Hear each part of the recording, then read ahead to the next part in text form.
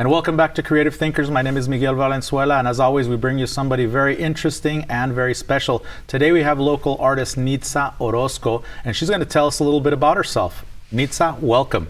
Thank you for having me, Miguel. So I'm super excited for you to be here because I've learned a lot about you. You are a very interesting and creative individual, but one of the things that I think is most impressive about you is all of the things that you do. But we always try to start by asking individuals, a little bit about themselves, how they grew up, what kinds of inspirations they had. So can you tell us a little bit about that? So yes, I was born and raised here in El Paso. I graduated from Chapin High School. I was actually the second graduating class of that high school. Before that, I went to a Catholic private school for about 11 years. So As did I. Which one did you go to? Father Yermo. Father Yermo. No, I went to St. Pius. Oh, okay. For, gosh, 7 years, I think. Yeah. Okay. Oh, no, and one more year at Cathedral. At Cathedral, Yeah, okay. so actually I kind of understand where you're coming from. So you know how it works. So yes, so the transition from a Catholic private school to a public school was just eye-opening, to say the least. Oh, yes. And, but I loved it just because I felt like I could express myself more, and I got to meet so many different types of people, different belief systems, and as I mentioned, I love learning new things, and the more the better, in my opinion.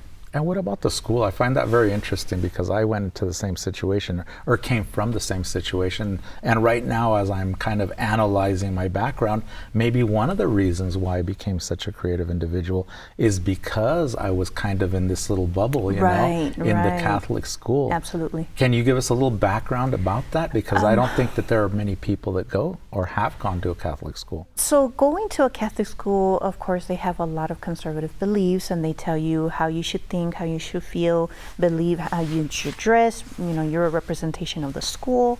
And also, in addition to that, a lot of my classmates came from wealthy backgrounds. And so I didn't have that upbringing. My mother was a single mother, raising 3 girls, worked 2 jobs. And so being there was more of a privilege.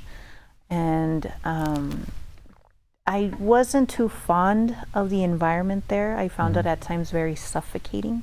And as you mentioned, I think maybe that has a lot to do with maybe why I feel like I want to do so many things in life.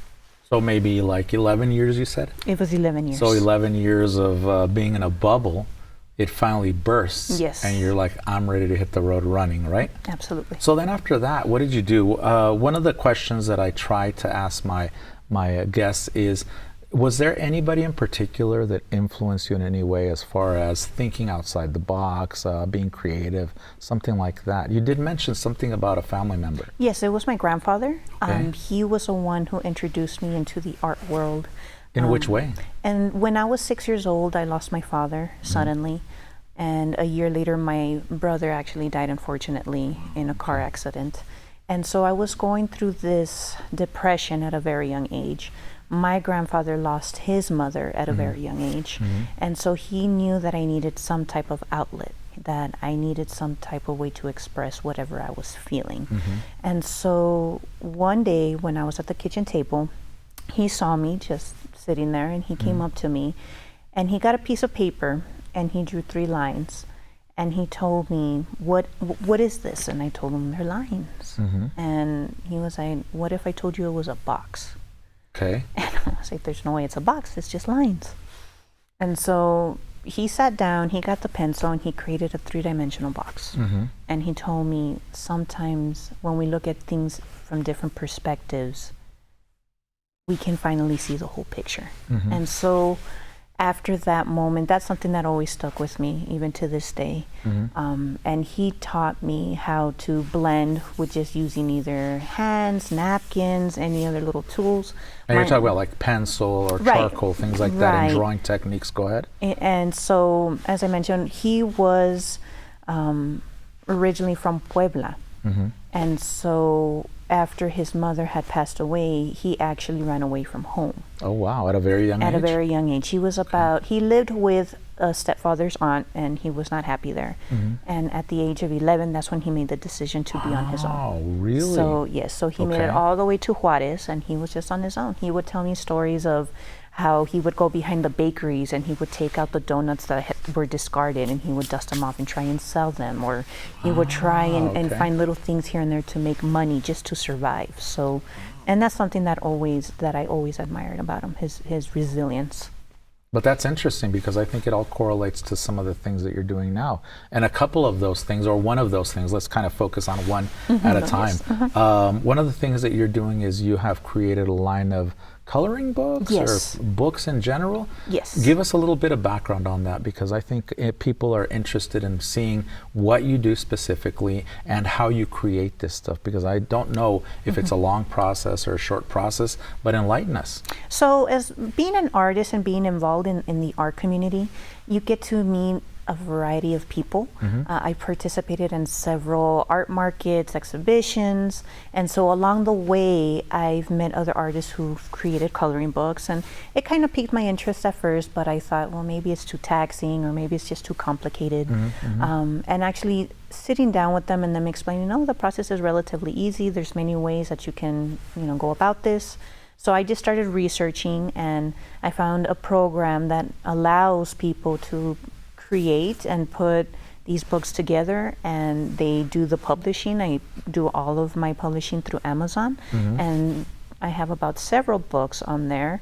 One in particular was a book with mandalas, and a lot of my work is Dia de los Muertos related. Right. And so I kind of combine those two. I'm very big on art as a form of therapy, and I know as time goes on, a lot of people suffer from stress, anxiety, and so that was the main purpose of that one. A lot of my other coloring books are just for fun. One is for particularly spreading awareness about pet and animal safety, since I do own a pet care company here in El Paso. Okay. So that's just how I kind of started dabbling into that world. And it's interesting because you dabble in many different things. Yes. One of the things that we were talking about earlier is the fact that you had influences from your grandfather. Do you think that your grandfather was a direct kind of a connection to how you manage your world today? Absolutely. In which way? Absolutely. As I mentioned before, he was very resilient, and so just even when I was younger, he loved going to the swap meets, and we would set up in the mornings, we would go on the weekends, and he would always find little things where he can either repurpose or he can just fix them up and resell. And I was introduced to the world of bargaining, negotiating, and so I did, and that just kind of carried along with me. I find it interesting that you have taken all of this stuff that your grandfather taught you and really run with it in many ways. You also mentioned that you have been a very connected person to other people and caring in many ways, and I believe that you stated that you were part of a couple of maybe nonprofits or something like that where you've helped individuals. One, how important is that? And two, what were those things that you did? Being influential into the community and to helping others is very important to me. When I was younger, I created an organization called ARTS, which stood for Artists Recovering the Scars. And the main purpose of that organization was just the collaboration of artists around El Paso coming together to help other nonprofit organizations. And to this day, even though that organization no longer exists, I'm very big on contributing my art, whether it is for these nonprofits to raise funds for whatever reason that they're doing it, to spread awareness. One local organization called Corazones Unidos, which is a nonprofit organization here that helps the special needs community.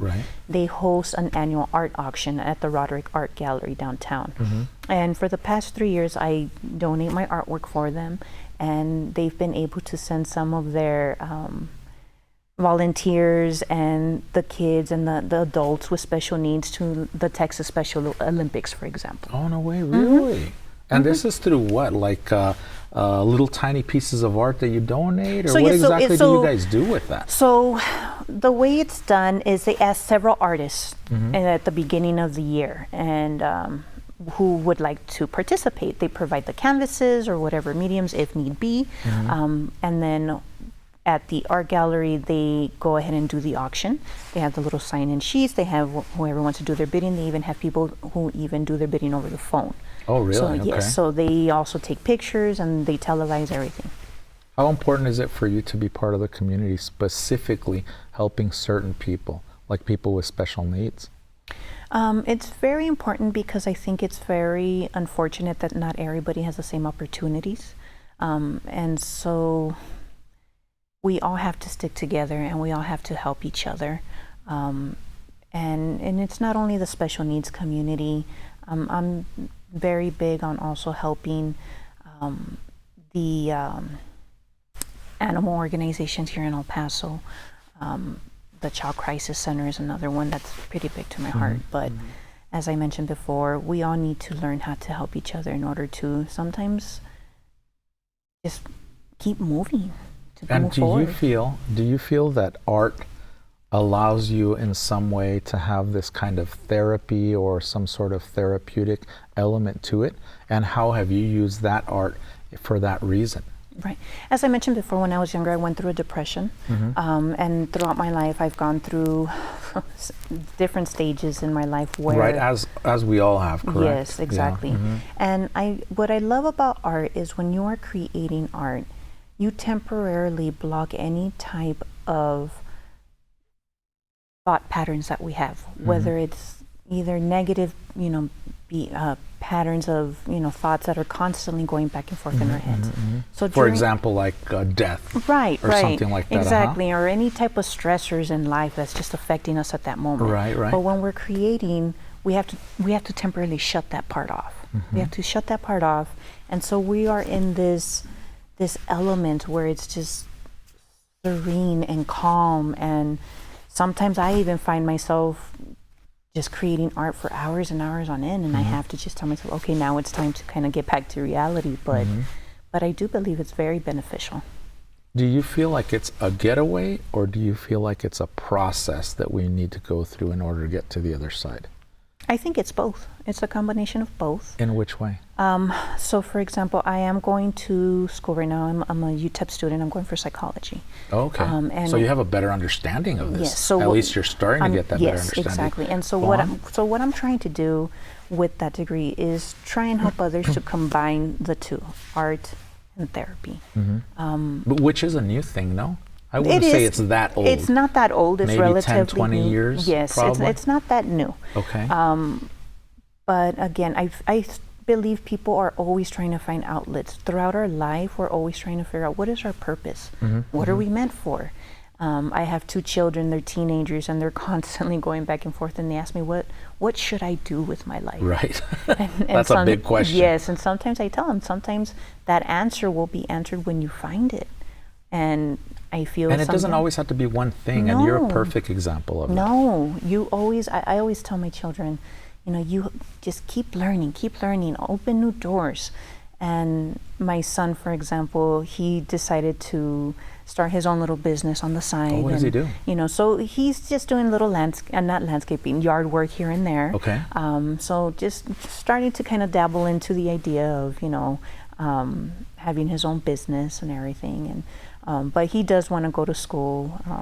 And my daughter, she's very creative like me. She got the artistic skill, and she uses it, and she's very good. She has achieved that skill very well. And then when we talk about our children and how we have influenced them, because I see that in my children as well, and one of the biggest things that I always talk about is, open box, outside the box thinking, creative thinking, try to see things from a different perspective. How have you influenced them specifically to be able to have them kind of succeed? Because I don't know how old your son is, but having their own business at a young age is something that's pretty impressive, I think. Right. And I think that will allow him to see through trial and tribulation how to keep moving forward with maybe the same thing or maybe something completely different. But how have you helped them? So my son is going to be 18, my daughter is 16. And so at a young age, they always came with me to the art markets, or they were there behind the scenes of the art exhibitions when I would do interviews. And I would always tell them, trying to connect with people is the biggest skill that anybody can achieve. I think it is. You're always yeah. selling yourself. Yes, absolutely. And so now that they're older, I'm starting to see them apply these skills in, their everyday life. For example, my daughter, she is one where she's very involved in her school. She's always trying, she goes to Silva.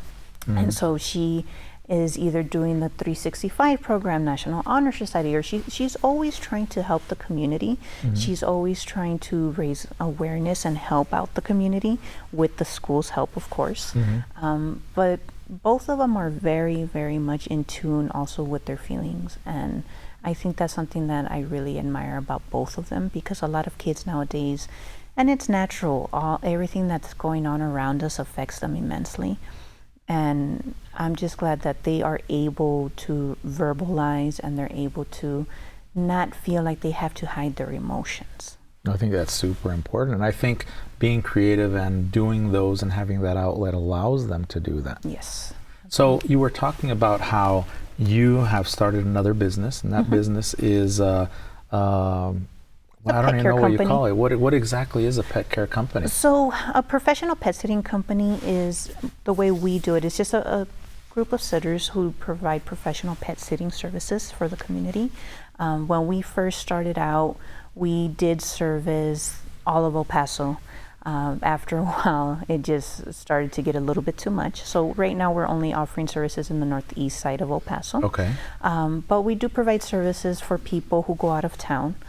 Or a lot of our clientele is military, so they have to deploy or they have to do anything like that. And the main purpose of that is peace of mind, because again, our pets are our family, and you want to make sure that they're taken care of while you're away. And the pets themselves, how do you actually care for them specifically, so we can get a better understanding of that? So we just make sure that besides feeding them and the water changing, we're providing stimulation for them. A lot of people don't really realize that animals are social creatures. They thrive on being social. And sometimes being isolated can have negative effects on them. So you'll start seeing behavioral issues. And so we spend time with them just so they don't feel the void of having their owners not being there. And as far as the owners, are we talking only dogs? Are we talking cats as well? So we do dogs, cats, some caged pets. Like lizards and stuff? Lizards. No way, yes, really? Lizards, hamsters, snakes. Wow, okay. Tarantulas, I'm arachnophobic, so that's something where I'm like, I struggle. Me too. Yes, Yeah. but not so, yes, I mean, we kind of try to dabble into farm animals, but that's something that, no, I mean, no, that wasn't something that we were comfortable doing. But yes, the majority of it is just dogs, cats, and caged animals at this moment. So speaking about doing all kinds of things, creativity, that's what this show is about, and talking to people who are creative and what they do as far as creativity is concerned. But what is your point of view on what creativity is? Because I think a lot of people think that creativity is not something for them, and it is more of a choice. It's like, I don't want to be creative. I just wasn't born with that gene. What is your opinion on that? I believe that anybody can be creative. I sometimes think people are intimidated by learning something new, and so they just don't get the courage enough to try. But sometimes it's nice, as you said, to step outside the box. And once you start, what I have loved about being an artist and being so involved in the community, you learn so many different perspectives, so many new things. And so you can also apply that to your own life. And sometimes, I mean, I know it as far as me, as I'm concerned, I don't necessarily have the same beliefs as I did when I was younger. I mean, and it continues to evolve. We are constantly learning and evolving, and if we can learn to adapt with it, better. And I think adapting is a very, very important aspect of how we grow as individuals. And growth is extremely important because we always want to move forward, right? Right. We want to keep moving forward. And again, that's one of the things that we talk about in my class when I'm teaching. I actually teach art appreciation as one of my classes. I teach others as well, but art appreciation is kind of like the main focus. And when I teach that class, I try to have the students understand that one of the things that helps you out the most as far as success is concerned is allowing yourself to think outside the box.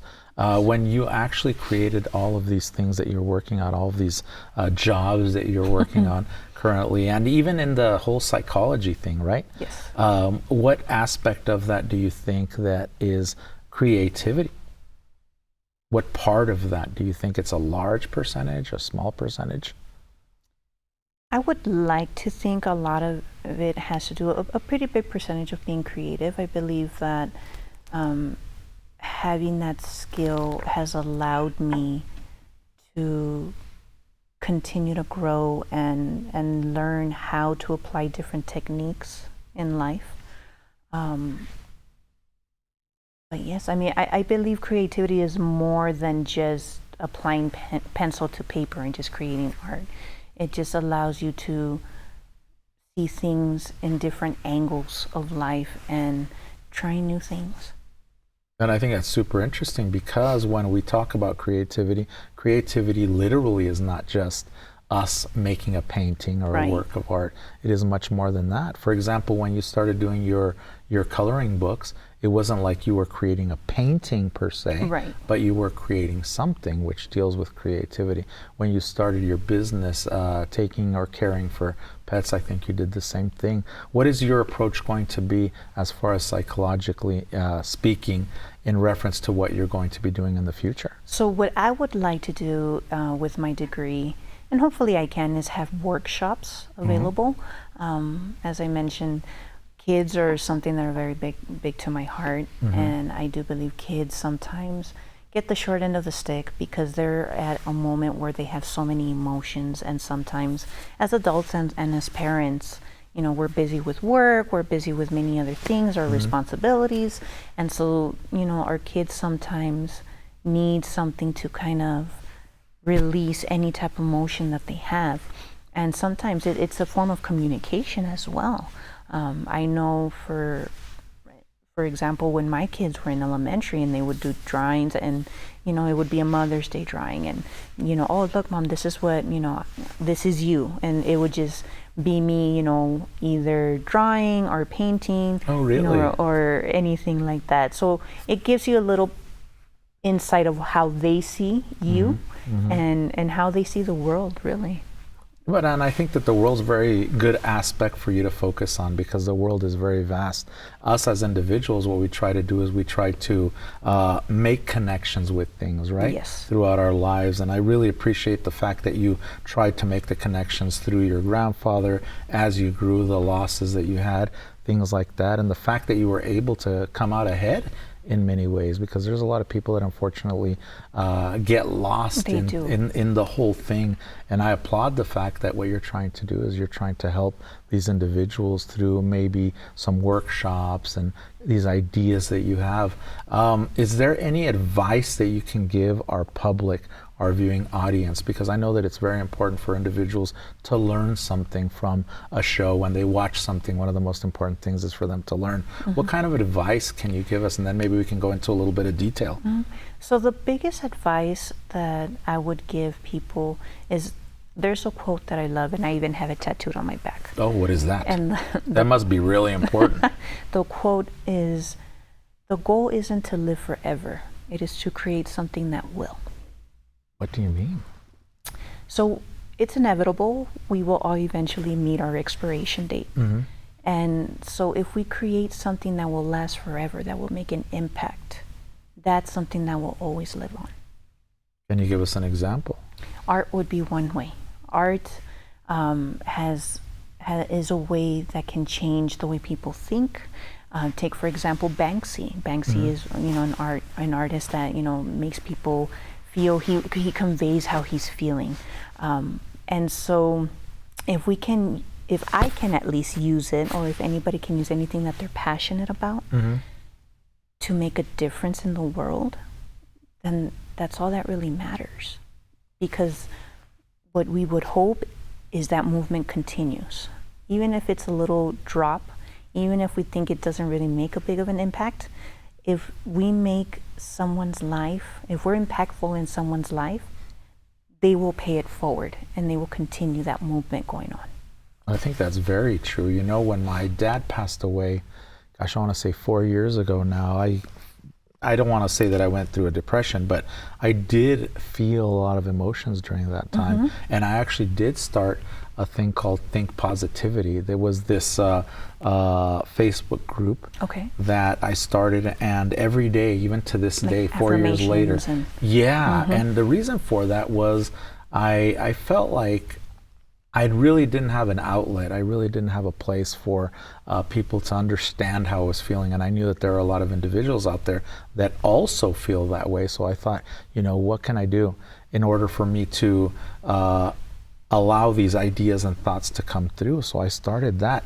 And I have seen a lot of people that read these that start to ask questions or start to comment. And that for me is super fulfilling. I think that when we create something, whatever it is, like that page that I made or that group that I made, and individuals start to acknowledge and understand and make comments like, you know what, this really impacted me. I think it's an amazing thing. So I applaud the fact that you're trying to do something like that. Absolutely. So many people feel alone and they feel like they can't go anywhere. But once they start feeling, even with you just creating that, they feel there's a connection there. I know what he's talking about. Oh yeah. They don't feel alone. And once you start getting a group of people, it becomes a sort of support system. Oh yeah, absolutely. And I feel that that's what you've been doing for quite a while. So I absolutely applaud that.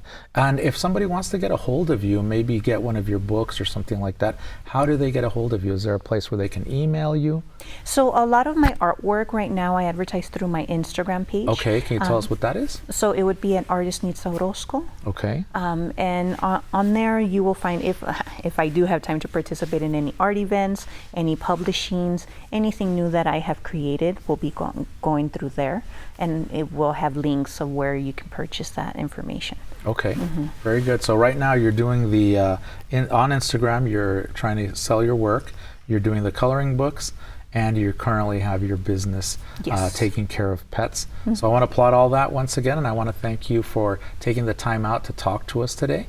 I hope you enjoyed yourself. No, I absolutely did. Thank you again. No, thank you. And I want to thank all of you guys for tuning in once again. If you guys want to contact me in reference to somebody that you might know that I can interview and talk to, you guys can email me at mvalen31@epcc.edu. You guys can also go to our YouTube page, and you guys can connect with us there as well. That is EPCC-TV on YouTube, and then you guys can go to our Instagram page as well. Thank you very much, and we'll see you guys next time.